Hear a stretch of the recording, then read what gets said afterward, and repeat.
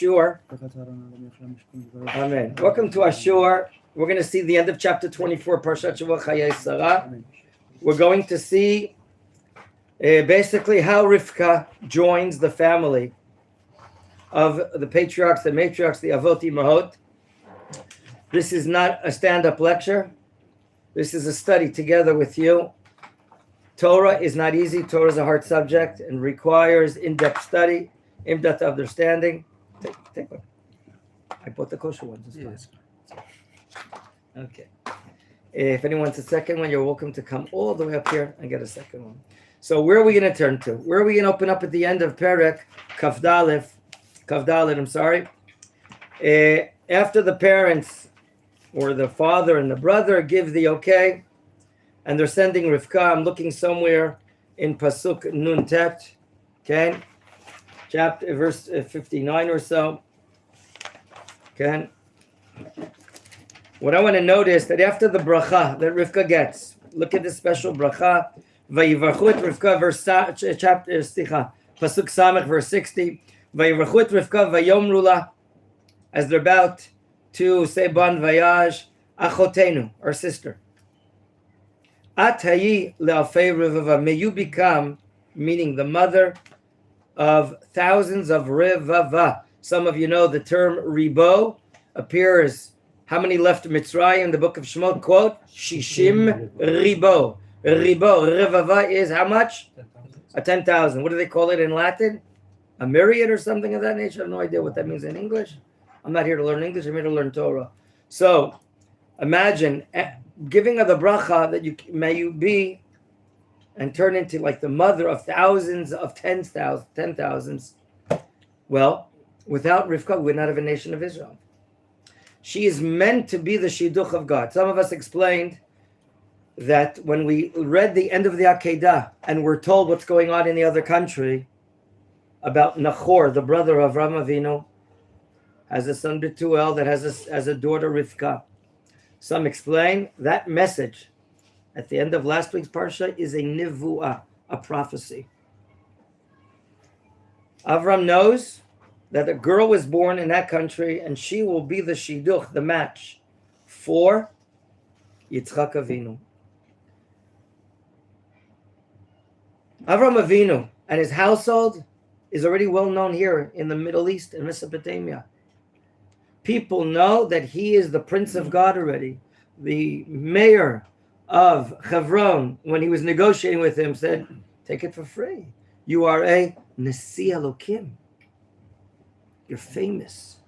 Avram has made an influence, a mark on society, morally, ethically, goodness, kindness, God-fearing. The word has got out, apparently, to the other side of the river. Not the Mississippi. Which one? Which river? The Euphrates. In Hebrew? Prat. The Prat, as it's mentioned in Genesis, the beginning of Bereshit. And now she's ready to go. Pasuk Samech Aleph. Vatakom Rivka v'na'aroteha. She's not going alone. She has servants. She has girls joining her. Vatirkavna lagmalim. They're riding on the camels. How many camels arrived from Eretz Canaan to there? 10. So we're assuming the 10 are now on the back trip going back. Vatelachna acharei ha'ish. There's discipline here. She doesn't back out. She doesn't get cold feet. But she's disciplined. She accepts it. Gets the bracha from her family. And now they're walking, meaning riding after the Eved. Remember, I assume that who's leading the convoy? The Eved. The Eved is leading the convoy, and they're going after him. But he wants to make sure. Look at the last 5 words of the pasuk. Vayikacha Eved et Rivka vayelach. That's it. As if the curtain is now coming down. The mission, or a great deal of the mission, has been completed. Avram Avinu swore his Eved to find a shidduch for Yitzchak. The trip was made. The effort, ingenuity, creativity was made by the Eved. Human initiative, together with the prayer of God, Bingo, it brought fruits. Longest chapter in the Bible, in the Chumash, 67 psukim, about this story that we learned a lot this week. And as Chazal say, and I'll repeat it right now, I think it's Rabbi Yacha, Yafa Sichatan Shel Avdei Avot Yoter Mitorah Shel Banim. Greater is the dialogue, the cheap talk, the talk between you and I, discussions, negotiations of the servants of the patriarchs. So great it is, even greater than the Torah of the sons that we receive at Sinai. Do you know how many halachot we learn from a word or from a letter? Yet here the Torah is so lengthy. We learned a lot about the attributes of this Eved, about the attributes of who is Yitzchak Avinu, about this family. That's one of the reasons why the length. Okay. Gentlemen, can you count how many psukim are left, please, until the end of the chapter? Without being accountants or official CPAs, tell me how many psukim do you have left until the end of the chapter? 6. 5. 6. 6 psukim? Thank you. The Torah devotes 6 psukim for Rivka joining the Mishpacha of Avram Avinu and Sarah Imen. Sarah, of course, died. And we want to concentrate and see what's happening. How long has transpired since the Eved left? We don't know. 1 week, 2 weeks, 3 weeks. I'd like to interview you. Yeah, you, Yitzchak Avinu. Are you anxious? Are you anticipating? Are you waiting? Are you doing something? What are you up to? What is Yitzchak Avinu doing as he's waiting to meet his future bat zug, his future wife? I think the Torah here, when we learn this well now, in this short period of time that we have, we're going to see the anticipation, the lack of sitting down and doing nothing, but rather being active in prayer. Yitzchak, remember the 3 great attributes upon the world is built, as the Mishnah teaches us in Pirkei Avot. Al shlosha dvarim ha'olam hamed, the world stands on 3 things: Allah, Torah, v'al avodah, v'al gemilut chasadim. Of those 3 great matters, which are parallel to the excellent par excellence of each patriarch, the avodah is represented by Yitzchak Avinu, the service of the temple. He was what is the Akedah. His heart, his soul is praying immensely. Let's see. Chazal say 3 years have transpired since the Akedah happened, and since the time of the passing away of his mother Sarah. Listen to what the Midrash says in Bereshit Rabbah. I have this here as part of an article written by my dear rabbi and teacher, my father, Rabbi Shalom Horowitz. He says the following. The Midrash says this: all the days when Sarah was alive, do you know what was upon her tent? There was a cloud tied as if on top of her tent, right by the entrance of her tent. The doors of the tent of Sarah were always open, widely, spacely, for anyone and everyone to come in.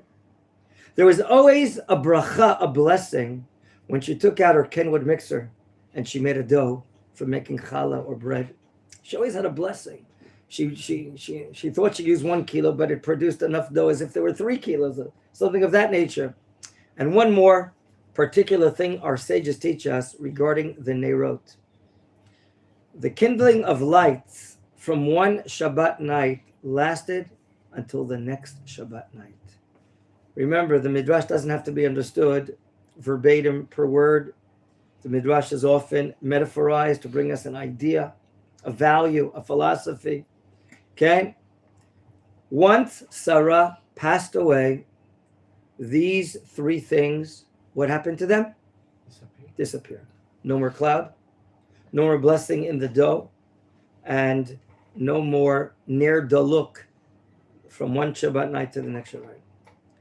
Chazal say in the Midrash Gadol This had an impact on Yitzchak Avinu. Remember, he's the only son of Sarah Imenu.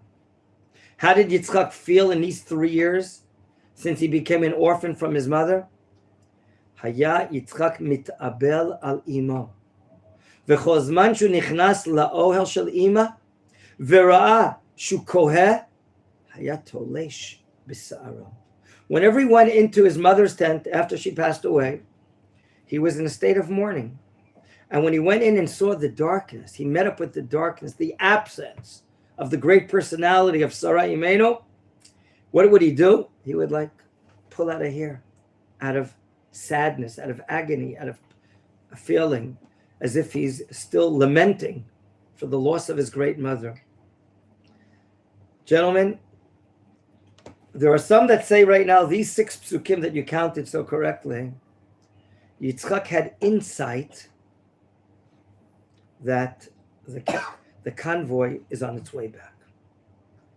And if he had insight, we want to now read the psukim and ask valid questions.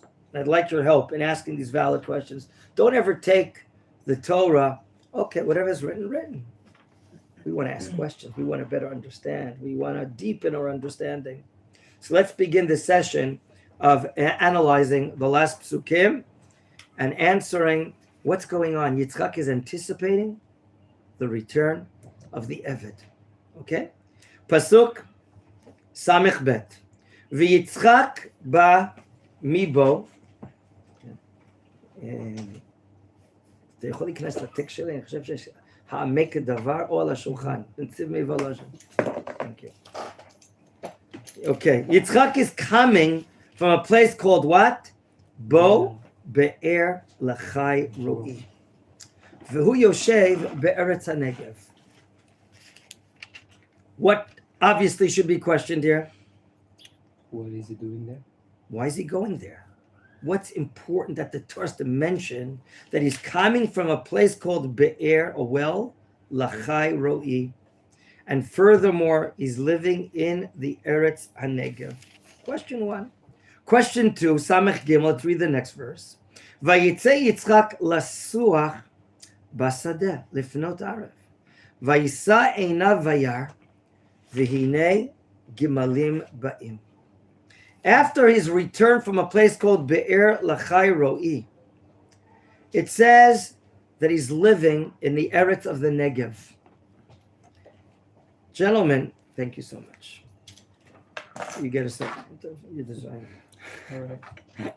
It's mint. I like mint. So we want to ask questions. What does it mean that he went out lasuach? The verb or noun that comes to my mind is sicha. Or outside there is a siach. They're about to be watered by the winter rains. What is a siach? Plant. A what? Plant, a bush. So there are 2 meanings for the word lasuach. Either sicha, a discussion, or a siach is a plant or so. Why is he going out lasuach basadeh? Why is it called a sadeh? And why is it right before evening time? What's so important for it to mention? So let's now go forward and understand the following. There are those that explain that he had some insight, Yitzchak, that now is the time of the return trip of the Avot. He doesn't know with who. There was no faxes sent between the 2 countries. And now what he wants to do is this. He wants to be on the road to do the following. Let me ask you something. Someone important is coming to visit you. And you have 2 possibilities. Either wait in your house until he knocks on the door and welcome him in. Or go out 10 meters, 100 meters, 1,000 meters, a kilometer, and meet them. What we call a Kabbalat Panim, reception. Which of the 2 is better? Furthermore, if you were Rivka and you heard this entire story about who he is, and he's the son of this great esteemed man called Avram Avinu, and they traveled hundreds of kilometers going and then back coming, that she's going to build the house of Israel, and he's passive, waiting in the house, and she just arrives. If you were a girl to be the wife of Mr. Yitzchak Avinu, how do you like this type of reception? Very welcoming. Quite blasé, isn't it? Waiting. Yitzchak understands the psychology of what it means to go out with a warm coming. Face someone, go out of your way, be there on the road, at the intersection, and do what we call a warm kabbalat panim, a warm reception. This is what some explain why he's out right now to a place called Be'er Lachai Ro'i, or the land of the Negev. Some explain, number one, that it's just due south of Hebron. Due south of Hebron. When you travel to Hebron, some of you may travel tomorrow to Hebron or another time, you should know that the biblical route to the Negev was once Yerushalayim, Beit Lechem, Gush Etzion, Hebron, and then Be'er Sheva. We leave the mountain area, it falls down into the capital of what's today the Negev, Be'er Sheva. He's somewhere between Hebron and Eretz HaNegev. Question one, why Be'er Lachai Ro'i? Did we ever meet up with this place that it's so important to mention? Okay. Who remembers? You do remember? What do you remember, sir? Yeah. Hagar. Hagar was driven out of her home by who? Sarah, who had to listen to, that her husband Avram had to listen to her, and she and the Na'ar were driven out. Their life was endangered, and in a place called Be'er Lachai Ro'i, she sees Ro'i. What does she meet up with and see? An angel. An angel. An angel that saves her life, basically, because there was no water there. It was a place of revelation, divine revelation. In that case, a Malach Hashem. That place apparently is a favorite for Yitzchak Avinu. The Netziv of Elazar says this. Others perhaps say it. He would go there, a place of revelation, and get on a spiritual high. Be connected to God. What does he think asking for?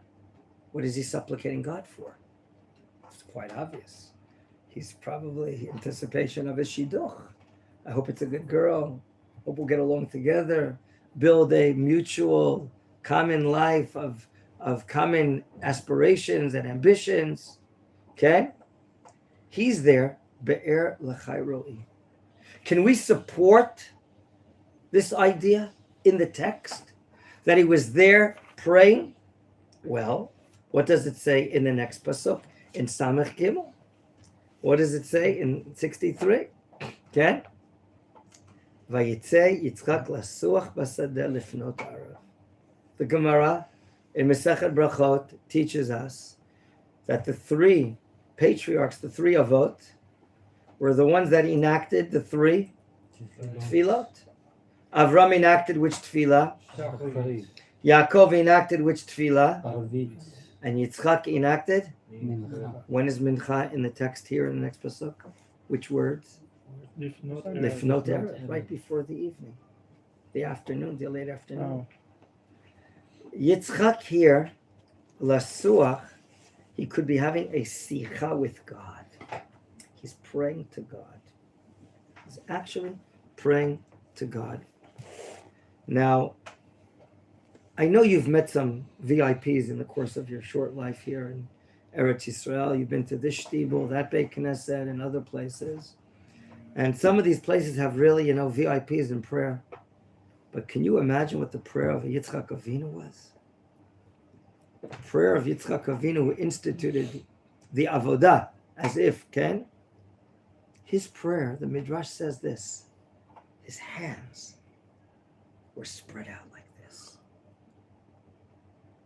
he was like, doing a Rabbi Nachman here. He was doing this hisbodedus, right? This solo act of opening his heart and praying honestly with all his power. And that's supporting the fact why he went to Be'er Lachai Ro'i. Maybe there he had a revelation. Maybe he's even being told by God. The Torah doesn't tell us, but perhaps he was told a revelation that she's coming soon, anytime, right now. Now, the first meeting, the first date, is so often influential, impactful. Rivka, is about to meet up with Yitzchak Avinu. And he's out there to give her a warm welcoming. He doesn't remain at home twimbling or moving his thumbs this way. He's out there to give her a good sense of warmth, of companionship, of friendship, to be out there. Some say Be'er Lachai is the tzom at the intersection that convoys that are coming from the northeast come through this way in order to get to the area of the Negev. That's what some explain. My father-in-law brings this opinion. Now, remember, this is what he's doing. And now, who just happens to arrive in the area, but at a distance? The convoy arrives. 10 gemalim, led by the Eved, with Rivka on one of the camels, obviously, accompanied by Na'aroteha. Okay? What is she seeing? The Torah bothers to say the following at the end of Samech Gimel. Vayisa einav vayar. He lifts up his eyes and he sees. V'hine, suddenly. Tan, tan, tan, some sort of mysterious music. Anything? Let me hear. Something mysterious. Tan, tan, tan, tan, tan. And he sees the Gemalim Ba'im. And what is he doing? He's praying. And the Midrash Rabbah says he's praying with his arms open like this. She sees as well. Pasuk Samech Dalet. Vatisa Rivka et eineha. She, who's obviously a woman of modesty, we explained this in several places. When she was bringing water, she didn't flirt with the men there. She didn't talk with the men there. The men didn't even know her. And she went into the Mayan, not bending down and positioning her body differently, but she covered up her entire body, and she showed a lot of modesty, yet she showed a lot of kindness, what we call in modern day Hebrew, super duper chesed, because she gave water to the Eved, even though he only asked for a sip. Hatina et kadech, just tilt your pitcher of water and I'll drink, but she gave him much more. And then she offered from her own heart to feed, to drink 10 camels. That's to fill her up. That's hundreds of liters at the least. So she has these great character traits of chesed, but tzniut. And now she lifts up her eyes. Vatera et Yitzchak. Does she know that he's Yitzchak? Keep on reading. Look at the next pasuk. Does she know that he is Yitzchak, yes or no? Not yet. Prove it. Huh? She's asking, who is this guy? By the way, mi hala isha, who's this VIP? He looks something very impactful, influential. Now, do you remember that he's praying? Why is it important for the Torah to tell me that he's praying in a field? By the way, if you read the Gemara, Masechet Brachot, you don't pray in open fields. You pray in enclosed places. Okay, so the Torah is not given, it's rabbinical, this or that. 3 of the Avot related to the Temple Mount in 3 different ways. Yaakov Avinu, what did he call the Temple Mount? When he had the prophetic dream in Beit El. Avram Avinu, what did he call the Temple Mount? Who called it a mountain? Avram Avinu. Yaakov Avinu called it a bayit, Beit Elohim. Yitzchak Avinu is relating to the Temple Mount, even though he's not there. He's praying perhaps in the direction of where the Akedah was, where Noach did his offering after the stopping of the flood. He's praying to the area where Avram took him as a korban on the temple mirror, and he calls it Sadeh. Interesting.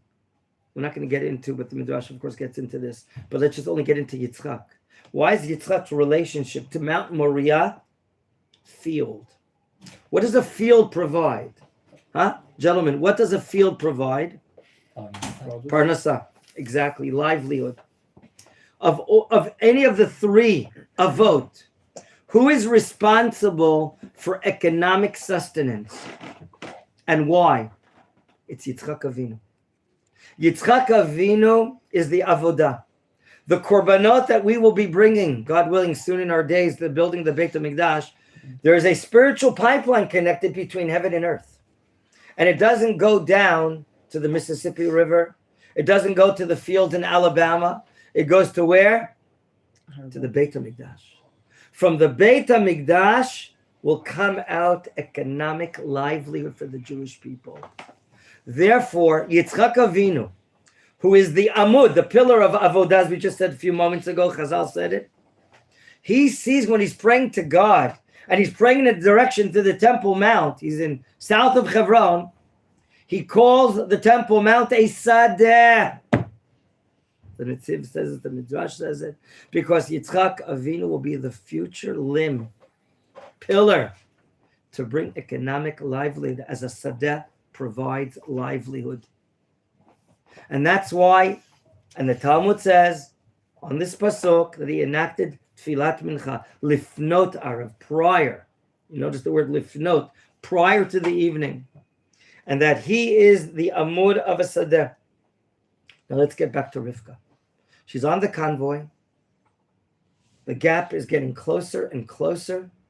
She sees someone that she never, ever saw in her life, in her homeland, in Aram Naharaim, in Ur Kasdim, Ur Haran, wherever it is. She never saw that. And she sees someone so holy, someone praying with all his heart and her soul. It shakes her. And what happens to her? At the end of Pasuk Samich Daled, read the last three words, please. Chad, Shtaim, Shalosh. Batipol me'al agamal. No, it wasn't a banana peel. She didn't slip. She fell out of fear. Fear. She never casted her eyes and saw anyone in her life pray in such a way. And therefore she's taking so much, she's like shaking and frightened, and she falls off the gamal. This type of fear, as explained by Rav Kook in his great sefer called Orot HaTshuva, and like Chazal say as well, is called Yirat Haromimut, the fear of exaltedness of godliness. In this case, she sees the greatness of this type of prayer that she never saw. She's in a state of fear. And she wants to know what's going on. She's curious. And therefore, and this proves that she doesn't know that it's Yitzchak. So why did the Torah say that she saw Yitzchak? It's not a prophecy. God is telling Moshe Rabbeinu, take note. I want you to write this. She sees Yitzchak, but she doesn't know it's Yitzchak. So don't be discounted here. And therefore, the next pasuk in Samechem 65, Vatomer la'eved, mi ha'ish halazeh. The type of word mi ha'ish halazeh is a VIP. Hazeh, this one, this particular ish is a VIP, an important person. Who is this guy? Ha'olech basadeh lekraten. Yitzchak apparently understood who's coming. How do I know this? Because what is he doing? Is he stationary? Look at each word in the pasuk. It's critical. He's not stationary. What is he doing? He's walking towards them. Ha'olech basadeh lekratenu. Vayomer ha'eved. Who? Ha'eved. Adoni. He's my master.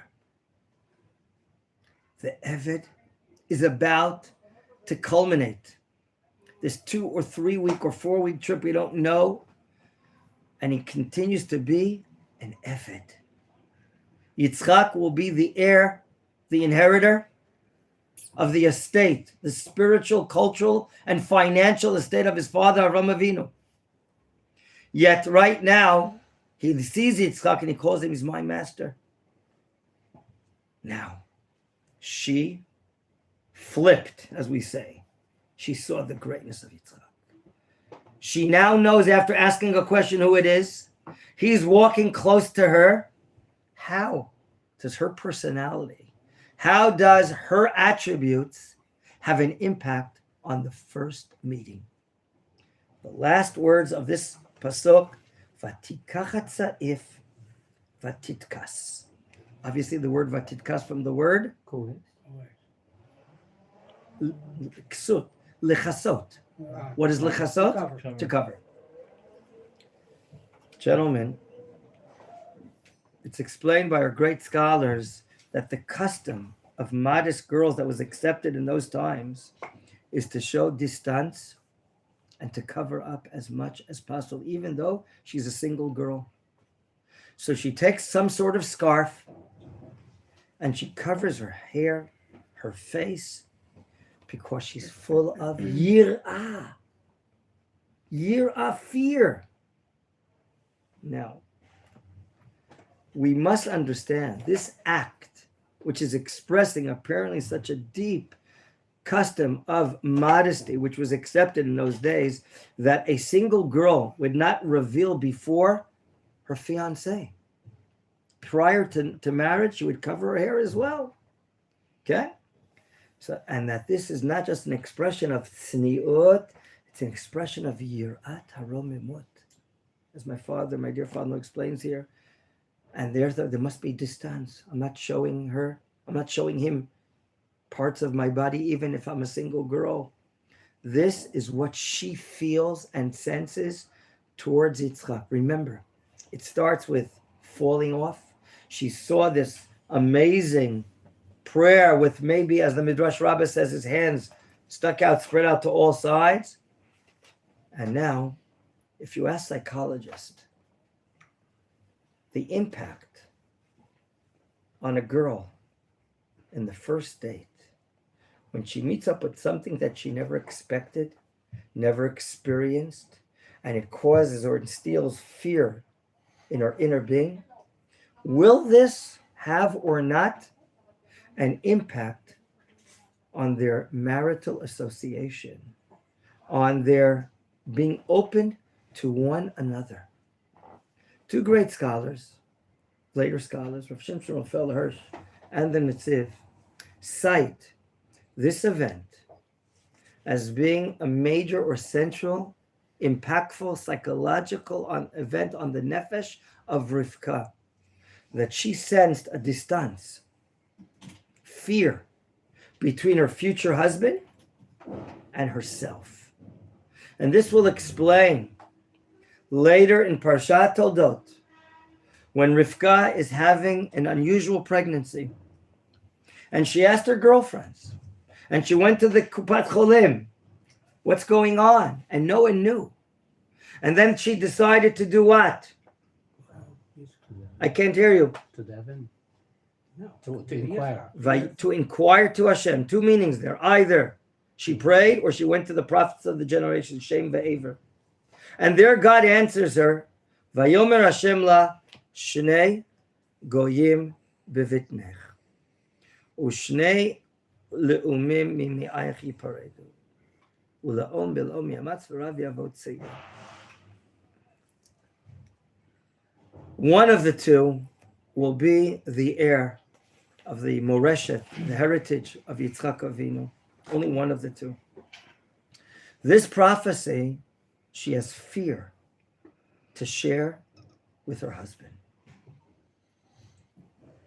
Their relationship is a relationship not like the marriage of Avraham and Sarah, nor later like the marriage of Yaakov to Rachel and Leah, but rather it's some sort of distance.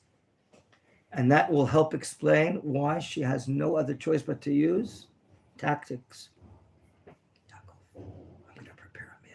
Go get your brother's outfit, hairy uniform, put it on yourself, and prepare things that you're going to go serve them. Okay? That's what we're going to learn in Parashat. Toldot. Gentlemen, let me ask you, who went with the shaliach that went out to marry? Can you marry a woman through a shaliach? Yes.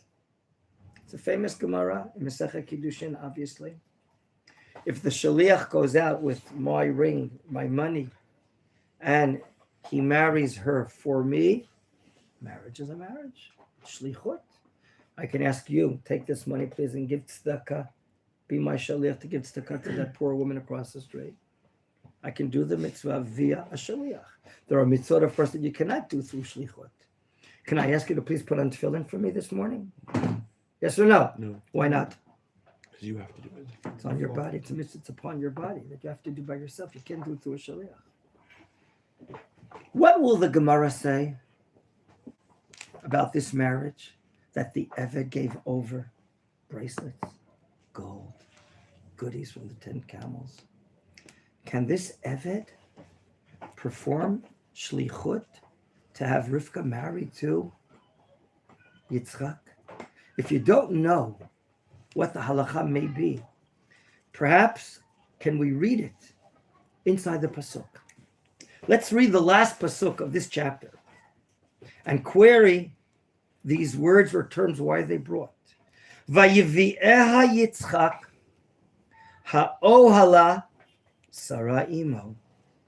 Vayikach et Rivka vatihi lo li'isha vaye'ehaveha vayinachem Yitzchak acharei imo. What should be questioned here? Look at the terms. Don't be shy. Try to raise a question. If you need a chocolate, you can get a chocolate also. They already took. They're not watching. You can take it. No, I they're not don't like watching. chocolate. It's part of it. I bought the kosher ones this time. Oh, yeah, okay. Okay. What seems to be, gentlemen, superfluous, unneeded here? It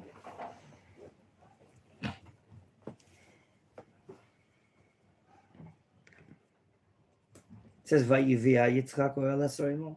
Vayikach et Rivka vatihi lo li'isha. What's going on here? Huh? Lots of action. A lot of action. What else? What else? We love. Isn't it enough? What would you think would be sufficient for the Torah to state here? We love her. Say it again. Vayikach et Rivka, and that's it. He took her, brought her home. But what does it state? She entered The first verb, Vayivi'eha Yitzchak. Give me your hand. Rivka, come. Vayivi'eha. Why do we need that to be? What is this, a novel? Is this a 2:00 soap opera? And what's going on here? What do you need Vayivi? And he brought her. Question one. And why is he bringing her to the Oel of Sarah? Well, that perhaps we answered when we wrote the famous Midrash 30 minutes ago. That he's been in a state of mourning ever since 3 years ago his mother passed away. And whenever he went inside the Oel of his mother, it was dark. And the 3 blessings that appeared, as the Midrash says, for the mother, Sarah, didn't appear now. But now he's bringing her into that tent. And what's going to happen? He's gonna come back. 3 blessings are going to return, perhaps. But why do we need Vayivi'eha? And why? So what's the question one? Vayivi'eha Yitzchak. Question 2, why didn't he just take him into his own house? Why into the tent of his mother? I think the second question is an easier question to answer. Why is he bringing Rivka to the tent of Sarah? Because they have the same quality. Very similar qualities, very similar talents, powers, energies, and therefore he sees in his wife a lot of the greatness of his mother, the matriarch of Israel. That's number 1. Number 2, we must explain the following. Until he brings her in and takes her, bringing her into the Ohel is needed. This is the Ohel. This is where we're going to consummate our marriage. So the bringing of Rivka here is the beginning of the consummation of the marriage. But why I thought the marriage was consummated by the Eved? No. An Eved may not perform marriage in shlichut by doing a mission. Okay? Therefore, who has to finalize and consummate the marriage, the kiddushin? The husband. The husband must consummate it. Okay?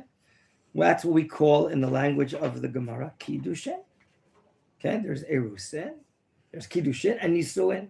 But by Yitzchak taking Rivka, he's finalizing the kiddushin by marrying her. Eliezer is not under the realm, listen to this, Eliezer, the Eved, is not under the realm of performing kiddushin for shlichut. Okay, and he can't do it through shlichut. Why? He's an Eved. An Eved cannot do this. And an Eved cannot marry her off because he himself cannot marry her. Therefore, what does it say after Vayikach? Vayikach et Rivka. By the way, we must repeat what we learned at the beginning of the Parashat. Which term does the Chumash use to demonstrate a kinyan, an acquisition? How was the Machpelah cave acquired? It was bought. It was bought. Which term will the Torah use for making an acquisition? Here it is. Vayikach. We'll repeat what we said to those that were not here, at the beginning of the week. The Talmud in Masechet Kiddushin, which describes the various ways a man can acquire a woman, right? The Mishnah says, quote, Haisha nikneit b'shalosh drachim b'kesef b'shtar ubiyah. Either through money, either through a promissory note, or through marital relations. That's the way, the oraita, from a Torah point of view, a woman of Israel is acquired. How does the Torah talk about in Chumash Tuvim? I forgot, I think it's chapter 22, quote, Ki kach ish isha uva elah. When a man shall take, I know it says take, lakachat, but to take a woman means to make a kinyan. Don't forget the word kinyan. Kinyan from the word? What? Liknot. To acquire. How does the Talmud say Masechet Kiddushin? Avram Avinu bought the Machpelah cave. The Gemara says, it says Vayikach Avram. And it says in the book of Dvarim, Ki yikach ish isha uva elah. There's a common word called lakachat, or kicha, taking. And one of the 13 principles by which the oral Torah explains the written Torah, as we find in the famous right of Rabbi Shmuel Omer, Bishlosh Esrei Midot HaTorah Nidreshet, at the end of the Korbanot section of the morning. The first one is Kal V'chomer, and the second one is Gzeira. That's Binyanav, it's number 3, if I'm not mistaken. Gzeira, it's in the Gemara. Gzeira Shava. What is it called? Gzeira Shava. Okay. What does it literally mean, Gzeira Shava? What is a Gzeira? It's a fence. That's a Gader. A Gzeira is a decree. But, a rabbinical decree. Okay. A Gader is a fence, Gzeira is a decree. but it doesn't mean. Okay, they could, depending on the context, it could mean offense. I accept what you're saying. But I want to get to the usage of the famous tool that the Talmud uses to get to final conclusions. So we have a klal, a tool called Gzeira Shava, a common decree, a common word. It says lakachat in acquiring a woman in Chumash Devarim. It says lakachat in the buying of the Machpelah cave by Avraham. Just like lakachat there is through the usage of money, so too here, when it says Avraham bought, he bought it with money. Money acquires property, in this case, in our case, buying the Machpelah cave. That's called a Gzeira, which means one common word in two places. The law that's in case A, move it over to case B. Question: can you, in all your ingenuity, make up a Gzeira Shava? No. The Talmud says, and I'm quoting, Ein Adam Dan Gzeira Shava, Ela Imken Kibel Merabo. I repeat, Ein Adam Dan Gzeira Shava, Ela im ken kibel mirabo. What does that mean? No man. You can't judge and make a gzera shava unless, no. Ela im ken kibel. What is kibel? Received. From mirabo, from his rav. You can't make up your own gzera shava. You can only use it if your Receive it from your rav used it. Would you please explain to me where did the rav get it from? The obvious answer is his rav. Well, where did that rav get it from? All the way back to Moshe. Moshe Rabbeinu on Har Sinai. That's one of the tools. So here the Gemara Masechet Kiddushin teaches us acquisition of marriage through the word vayikach is through money. What does it say here when he's bringing her to the tent of Sarah's mother? Vayikach et Rivka, meaning Yitzchak Avinu finalized, consummated the Kiddushin by marrying her, because the Eved could not do it halachically, because he's an Eved, he's a servant. He himself could not marry her halachically, as if the Gemara is saying. Now, a famous case. Is it love and then marriage? Or is it marriage and then love? Marriage. That is the question. Who asked that question? Not Napoleon. Who asked that question here? What does it say at the end? Vayikach et Rivka, vatihi lo lisha, she became his wife. They're married now. And of course, the fact that he brought her into the tent of Sarah, wow. All the great blessings that God blessed Sarah with a cloud on top and with doors open and with a blessing in the dough of Sarah is now happening again in the tent of Sarah. The newlyweds are living there. And now it says, Vayehaveh, he loves her. When did he love her? Only after he married her. So that's really a true thing. You know, in our Haredi brother world, in our brothers, often the scenario is the following. The parents meet, the two sides, and they talk about their children, what they are, what their ambitions, what they're looking for. And if they see eye to eye and they agree, then they make the recommendation and the suggestion, let them meet one another. They go on a date once or twice or even 3 times. Mazal tov. He relates the question to her. She accepts. Prepare for the wedding. Is there love between the two? Mapita. They hardly know one another. But they rely on the discretion of their parents, their experience of their parents, the education of their parents. And they know their kids, who they are and what they're about.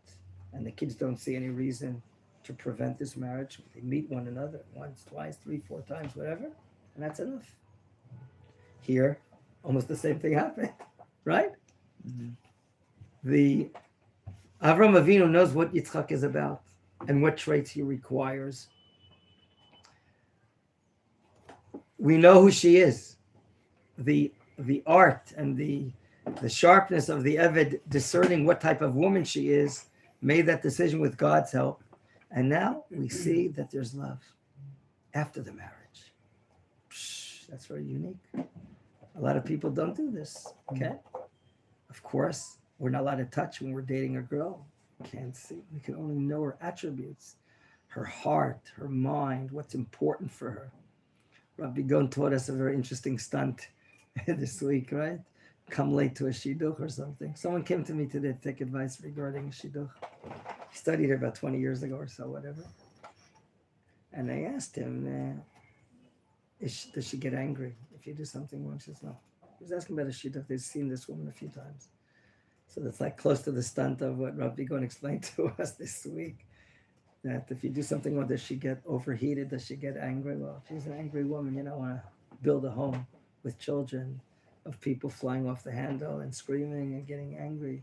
It's going to have a deep impression on the heart and the soul of the children, God willing.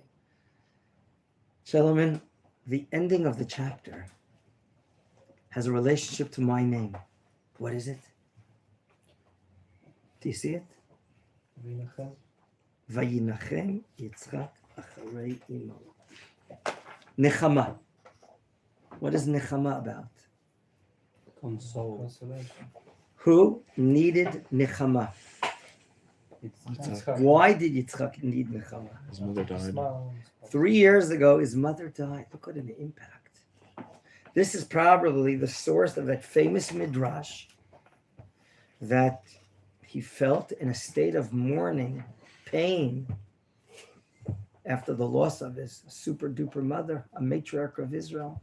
And now, finally, he's now living with a woman, his wife, Rivka Imenu, who she herself is Nechama. Nechama for him. It's now finalized. There's a continuation of Sarah Imenu through who? Through Rivka Imenu. So here we can culminate our learning regarding the shlichut of this Eved is now concluded after 67 verses. Well, he deserves a salary, a high raise in salary, doesn't he? He did such a great job. And Yitzchak Avinu finds this. Gentlemen, you are Chazal, and you want to help us learn Tanakh. And you want, as some of you knew, during Roman times, we couldn't read the Torah because of Roman infiltration into our lives. They disallowed the reading of the Torah. We started reading prophets. Which chapter in the Nevi'im will be chosen for a likelihood? There are common matters between this and a parak of the Nevi'im. Which chapter was chosen? Famous chapter, the opening of a sefer in the Tanakh. Which one? Menachem. Menachem. Which chapter?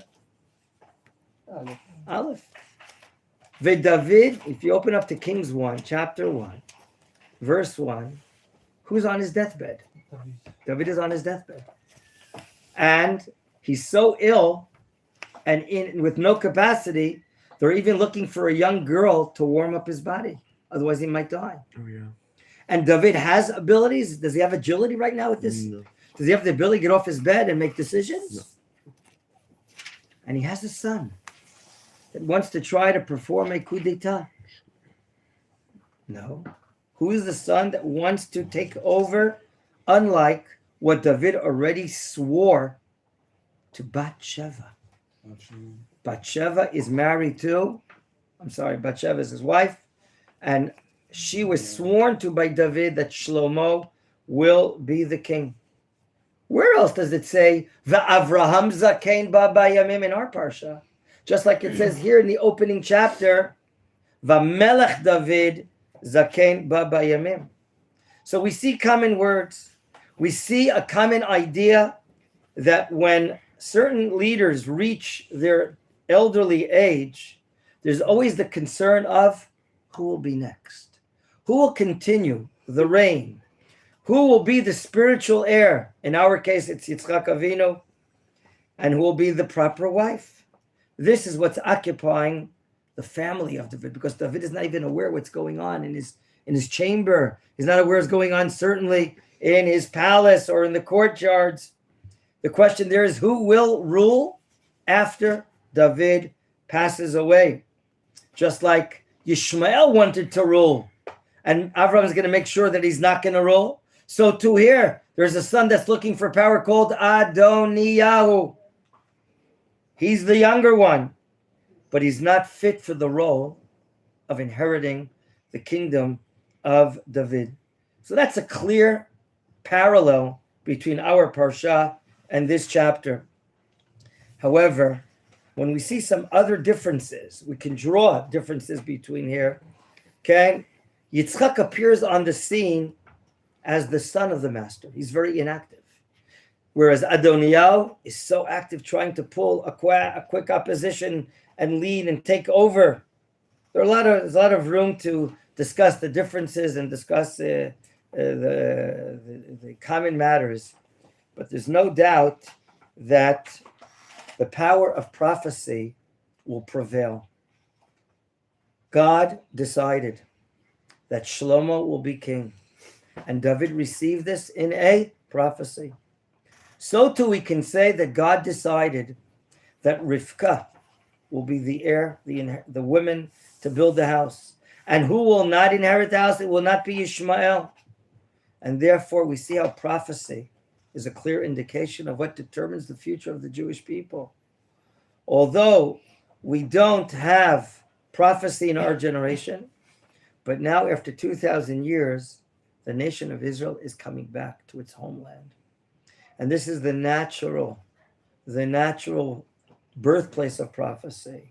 Prophecies for the land of Israel or in the land of Israel. And prophecy and kingdom come often together. Let it be surely in our days coming in front of us, that we'll see, B'ezrat Hashem, that the Mashiach Tzidkenu will be sitting on his throne, and we're going to have prophets to his side, that whenever decisions have to be made and God has to be consulted, it'll be through the prophets of Israel that will reveal their greatness, reveal that we, the nation, that the Talmud says about us, don't knock. Stop criticizing this nation. Why? Hanach lehem. Leave them alone, the Gemara says. Im einam neviim, b'nei neviim. If they're not prophets, they're the students of prophets. They're disciples of prophets. Prophecy will come back sooner or later. We're getting closer. More and more Torah, more and more people living in this land, more will be met by certain people, and Hashem will continue to give us a line of prophecy. B'meira v'yameinu. Amen. Amen. Shakoach, Shabbat Shalom to everyone. Have a wonderful Shabbat. Baruch Tiyeh.